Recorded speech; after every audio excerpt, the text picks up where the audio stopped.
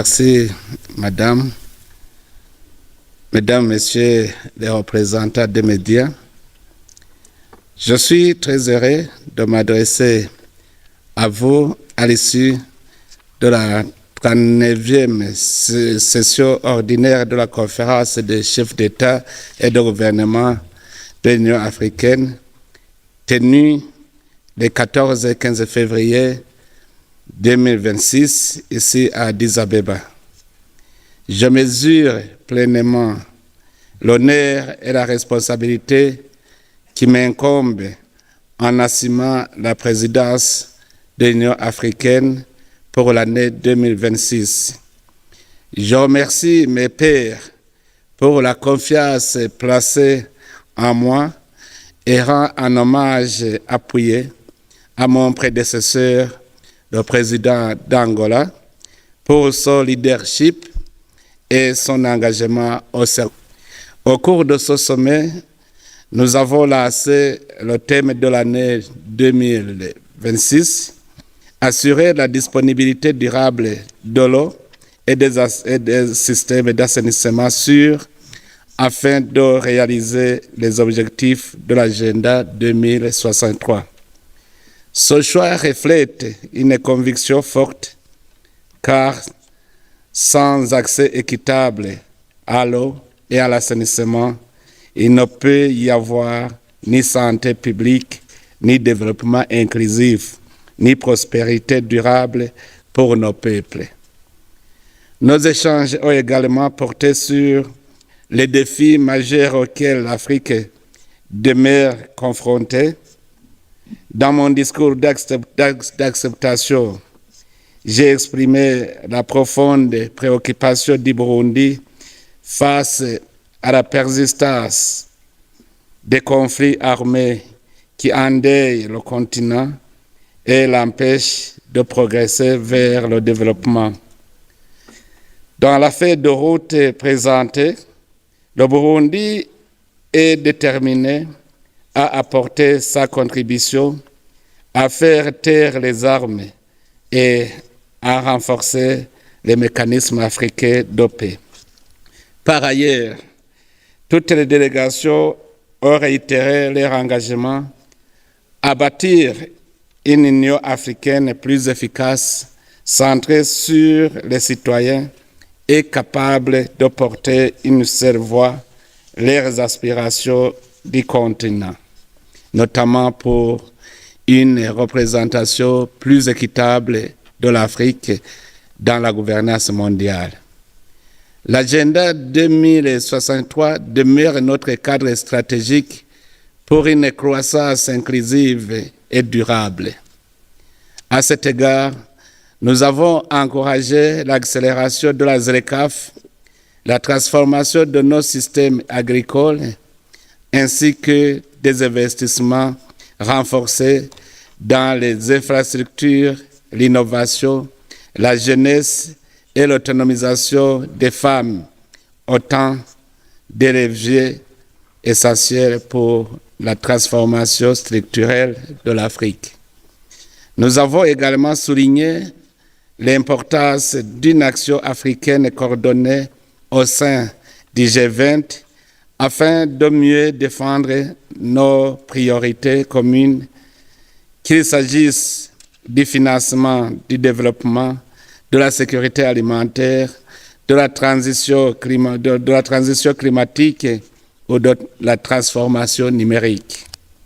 Ensemble, nous avons adopté des décisions, des déclarations et des résolutions de cette session, avec la ferme volonté de traduire nos engagements en actions concrètes au service de chaque Africain. Je tiens enfin à exprimer notre profonde gratitude au gouvernement et au peuple de la République fédérale démocratique d'Éthiopie pour leur accueil chaleureux et les excellentes conditions ayant permis la réussite de ce sommet.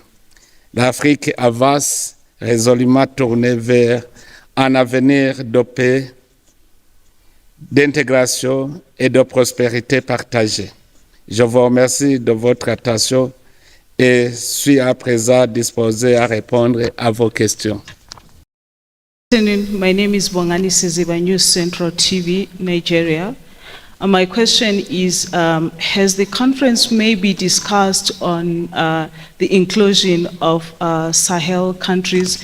Because you speak about silencing of the guns. Is there maybe a discussion on including them in the AU? Thank you very much, Excellency, Chairperson of the Union. I will hand over to you. Merci beaucoup.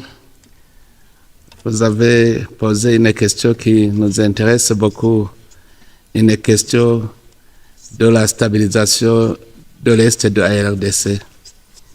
D'abord, nous avons l'espoir parce que déjà, il y a la volonté de dialogue entre les protagonistes.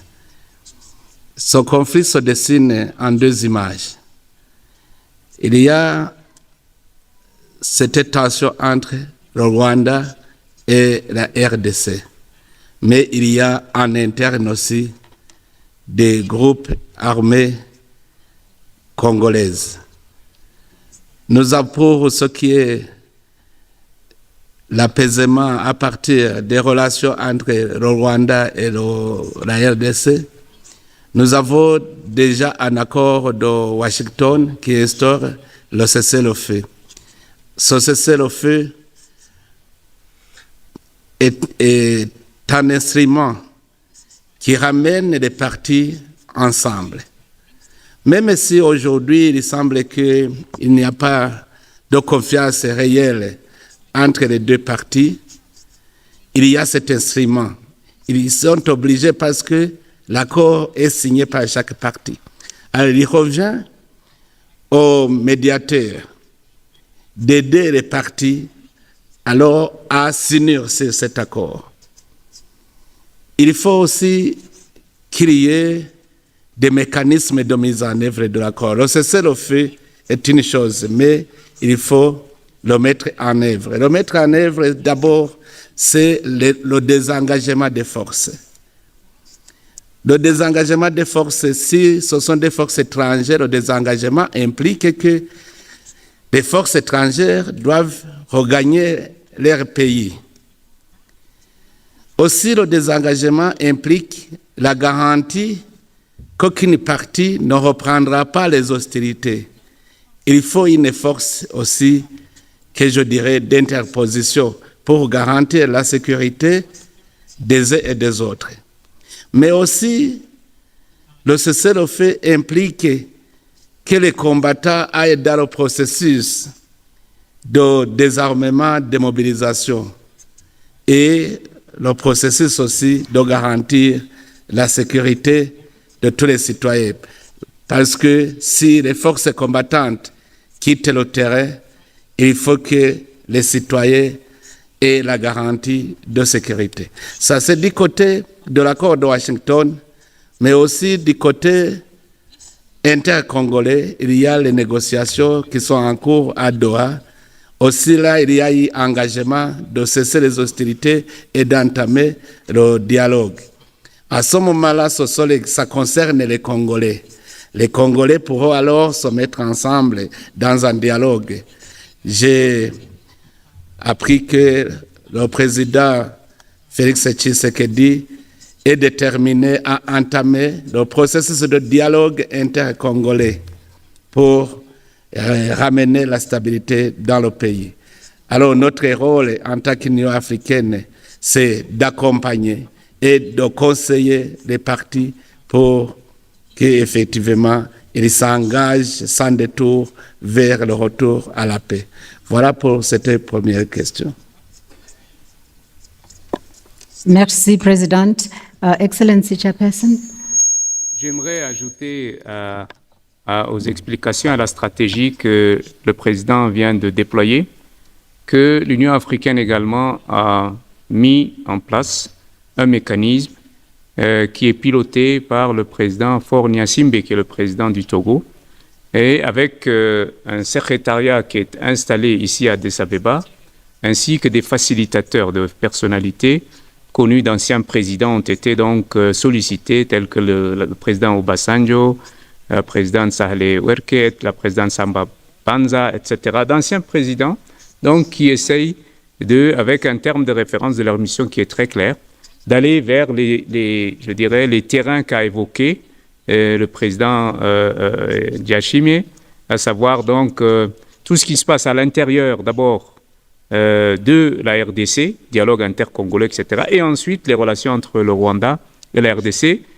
Le président Faure a déjà fait des visites dans toutes les capitales de la région. Il a visité également le président de la République du Burundi. Et je crois que l'Union africaine est aujourd'hui, je dirais, dans la position et la posture de piloter cette médiation et de ne pas laisser seulement, n'est-ce pas, les partenaires extérieurs venir essayer de régler le problème africain. Et l'accord de Washington est bien, il a été bien accueilli par l'Union africaine, ainsi que la déclaration de Doha. Mais maintenant, c'est à l'Union africaine d'aller de l'avant dans le processus donc de médiation et de stabilisation de l'Est de la RDC. Voilà ce que je pourrais ajouter à ce sujet. Do you want to take the other two questions, Excellency Chairperson? Yeah, with regard to the second question, the theme of last year, if you remember, was the reparations for Africans and African ascendants due to the slavery and colonization eras. I think it's very important to understand and underscore that the African Union has always considered colonization, slavery, as a crime against humanity.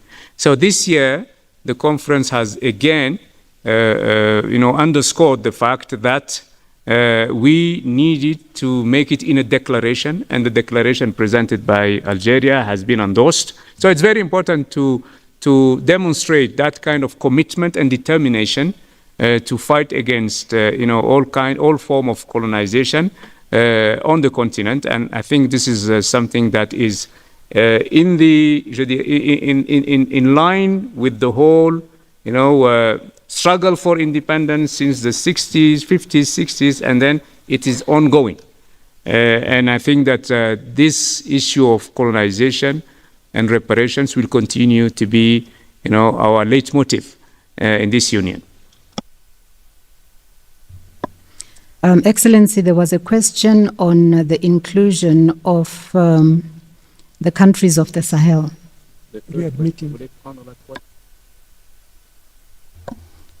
Merci. La situation dans la région du Sahel n'est pas une question qu'on peut prendre à la légère. C'est aussi une question complexe. Parce que le terrorisme qui s'est installé dans cette zone font des crimes transfrontaliers. Ça concerne presque toute la région. Alors la première chose, c'est qu'il faut qu'il y ait solidarité entre les États de la région pour combattre ensemble. C'est ce que l'Union africaine est en train de faire pour les aider à ramener la paix dans cette région. Mais aussi, la question devient complexe parce qu'il y a aussi des États où les institutions ne sont pas internationalement reconnues et au niveau de l'Union africaine, parce que l'Union africaine est contre le changement inconstitutionnel des régimes. Alors à ce moment-là, nous voyons que les dirigeants de ces États aussi ont besoin d'être approchés pour chercher le retour rapide à l'ordre constitutionnel, mais aussi les aider à stabiliser leurs États. Donc aujourd'hui, nous ne pouvons pas dire qu'il faut associer les terroristes. Les terroristes n'ont pas d'idéologie. L'idéologie, c'est criminel. Donc, il n'y a pas moyen d'associer un criminel pour aller chercher la paix alors que son idéologie, c'est criminel. Plutôt, on doit appeler à tous les citoyens de la région de s'unir, de se mettre ensemble, de et même de se convaincre qu'ils ont un ennemi commun. Et cela se fait quand les leaders de la région sont ensemble pour mobiliser ses citoyens. C'est ce que l'Union africaine voudrait. C'est pour cela que l'Union africaine a maintenu la connexion, la communication avec les États du Sahel pour chercher ensemble des solutions. Chairperson. Yes, the issue of reintegration of the Sahel countries in the African Union, President Ndayishimiye has already tackled and handled it.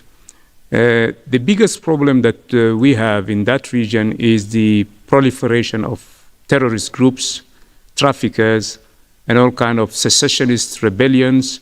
And it is in this region has become a source of concern when it comes to the neighboring countries too. So it's very important also to understand that we need to continue to engage with them. When I assumed office, I immediately appointed a special envoy, and my special envoy has been meeting recently with the leaders of those countries.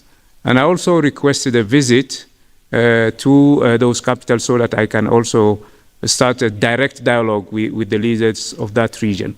I think the Sahel countries need the support of the whole African Union, and I know that there is an initiative now that more than the neighboring countries, 18 countries of that region are seriously thinking of creating a platform, a common platform on how best they can handle these security issues together and not leave it to the 3 Sahel countries. I think this initiative will certainly be of critical importance in the coming weeks and months. Thank you. Thank you very much. We have 2 more questions. I'm just looking at the hands. Okay, there is one gentleman there at the back. I will take the gentleman at the back. Please go ahead.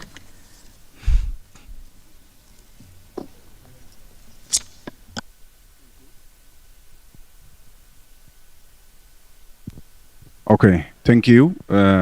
Talking about the African Continental Free Trade Area, I mean, a lot of applause and thumbs up coming in the execution by the SADC region and somehow by Ethiopia, obviously an anchor nation in the Horn and Eastern Africa.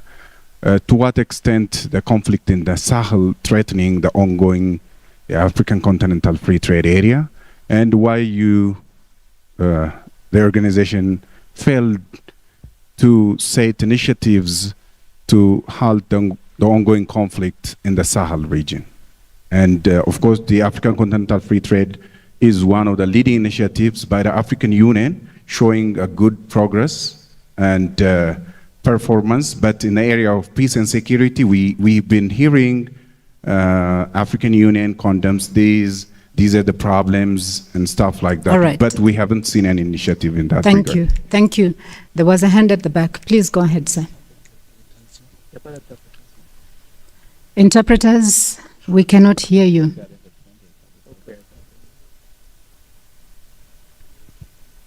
All right, thank you. Thank you very much for the opportunity. My name is Emmanuel Pacom Damali. I'm a journalist with the Daily Graphic from Ghana. The President of the Republic of Ghana, His Excellency John Dramani Mahama, has decided or has already drawn the attention of the AU that he's going to table a resolution at the UN next month declaring slavery and slave trade as the greatest crime against humanity and seeking for reparation and reparative justice. We want to find out what is the commitment of the AU towards this cause and what strategies are you adopting to push for this agenda for the continent of Africa to gain its reparative justice that it seeks. Thank you very much. One more question. There is a gentleman who put his hand up very quickly here.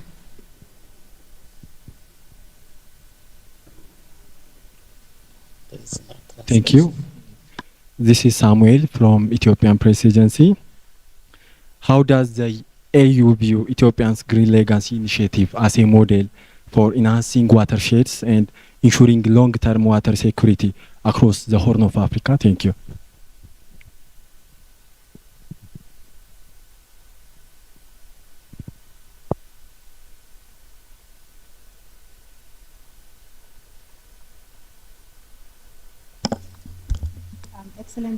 Excellency Chair of the Commission, I will start with you.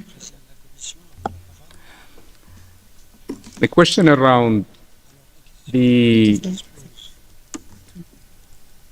lack of efficiency of the African Union to resolve crises and conflicts, and the lack of initiatives that create a sense of failure. And this could have an impactful effect on the development of trade on the continent, and in particular through our common framework, which is EFCFTA. Let me say that it's not the lack of initiatives that create that sense. Even an hour ago, I was in a C5 meeting, presided over by His Excellency President Ramaphosa on the Republic of South Sudan, and so many leaders, presidents were present. And I think that there are so many mechanisms that we try to use and utilize in order to bring peace and stability in some of our regions where we have conflicts and unstable situations. You are right when you say that one of the non-tariff barrier that we always refer to and mention is the lack of security in the border areas. If you don't have, 100% security in border areas, it's very difficult for goods to cross the border from a country to another. This is a real challenge. And then, of course, the unconstitutional change of governments create also more tension, not only inside the country, but also it might have a spillover effect on neighboring countries. But silencing the guns is really a flagship program in this Agenda 2063, and we are putting all our efforts, resources, and all the mechanisms necessary so that we can bring a difference on the ground. Monsieur le Président. Merci. D'abord, à l'étape où nous sommes, on ne peut pas dire qu'il y a des échecs parce que nous sommes au début de l'opérationnalisation. Donc, si on est au début, il y a toujours des entraves, il y a des défis. Mais comme le président de la Commission vient de le dire, effectivement, pour qu'il y ait des échanges commerciaux, il faut la stabilité. Même à l'intérieur des États, s'il y a l'instabilité, il est difficile de faire des échanges. Alors, entre les États, s'il n'y a pas de stabilité, ça se complique. Mais à l'étape où nous sommes toujours optimistes. Nous sommes optimistes parce que plus le temps avance, plus les États s'approchent, plus on étudie des stratégies pour la stabilité. Merci. With regard to the second question on the resolution that will be tabled by Ghana next month at the UN Security Council by His Excellency President John Mahama, I think that if Ghana decided to go to the UN Security Council, it is with the mandate of the African Union and with the support of the 55 countries. And without that support and the support of the A3, the A3 plus is the non-permanent members of the African countries in the Security Council. And I think that the whole process of demanding reparations and asking that slavery is and was considered as a crime against humanity, it is a collective effort. And Ghana is relying on the support of the African group in New York to advocate for that and to lobby for that. So rest assured that the Commission is behind Ghana to support the tabling of that resolution at the UN Security Council. Excellency, do you want to continue and take the one on the green legacy? On green legacy? Yes, sir. the African Union Commission really congratulates Ethiopia for its tremendous efforts it has been deploying in protecting the environment, launching this green legacy, and His Excellency Prime Minister Abiy has been very successful. And we have just to see the city of Addis Ababa that it speaks for itself.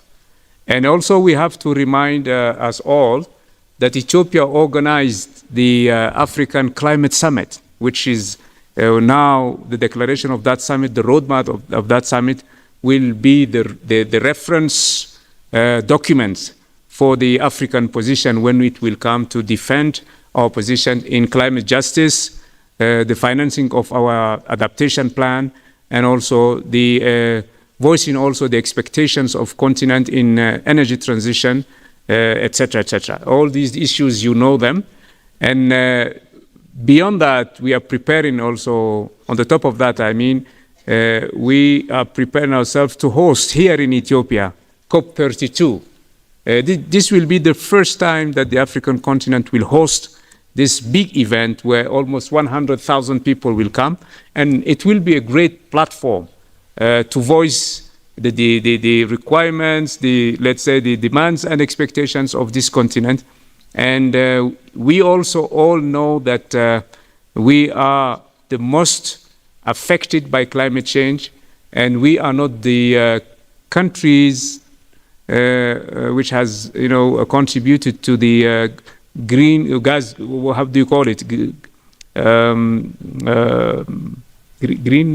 Greenhouse effect. Yes, greenhouse effect and emissions. The African continent contributed only up to 4% to the greenhouse effect and emissions, and the polluters have to pay. They have to support our member countries to develop their adaptation plans to fight against climate change. And each and every year, devastating cyclones, droughts, floodings, hit our continent. And most recently, we had very difficult, very strong cyclones in Mozambique, southern part of Madagascar. And a year ago, it was drought, that has stricken countries in the southern part of Africa, Zambia, Zimbabwe, and then floods in Somalia and elsewhere. I think it's very important to understand that this cycle of destructive natural phenomenon will keep repeating itself.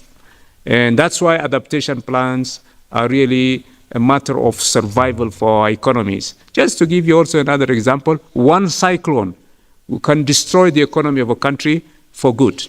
From an emerging economy, you can just drop to the least developed country in one night.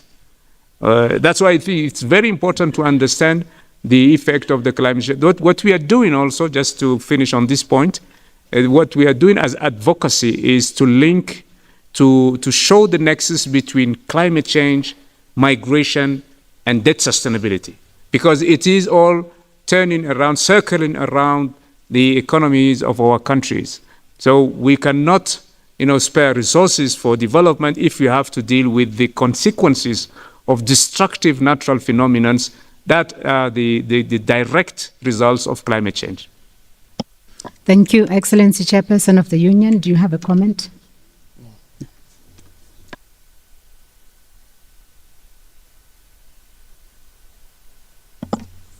Thank you very much for the media, for your presence. You have been very patient for a number of days, and you did, a great job. So the Commission and the Chairperson of the Union, thank you for your patience and your support. Thank you very much.